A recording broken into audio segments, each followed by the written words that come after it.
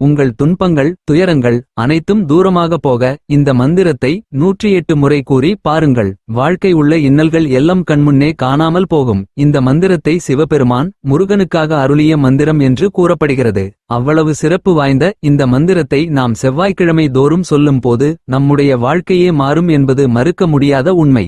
செவ்வாய்க்கிழமை காலையில் பிரம்ம முகூர்த்த வேளையில் எழுந்து குளித்து முடித்துவிட்டு பூஜை அறையில் முதலில் விநாயகரை வணங்க வேண்டும். பிறகு முருகரின் புகைப்படத்திற்கு முன்பாக ஒரு அகல் விளக்கை ஏற்றி அவரை பார்த்தவாறு 108 முறை நிறுத்தி நிதானமாக கூற வேண்டும். இவ்வாறு கூறுவதால் நமக்கு எண்ணில் அடங்காத பலன்கள் கிடைக்கும் என்பதில் எந்த ஐயமும் இல்லை. மந்திரம் ஓம் நமோ குமாராய நம. இந்த மந்திரத்தை உச்சரிக்கும் பொழுது நம்முடைய கைகளில் திருநீற்றை வைத்துக் கொள்ள வேண்டும். 108 முறை கூறிய பிறகு அந்த திருநீற்றை தனியாக வேறு ஒரு டப்பாவில் போட்டு சேகரித்து வைத்துக் கொள்ள வேண்டும். இந்த விபூதியை நாம் தினமும் நெற்றியில் வைத்து வர நம்முடைய தலைவிதியே மாறும் என்று கூறப்படுகிறது.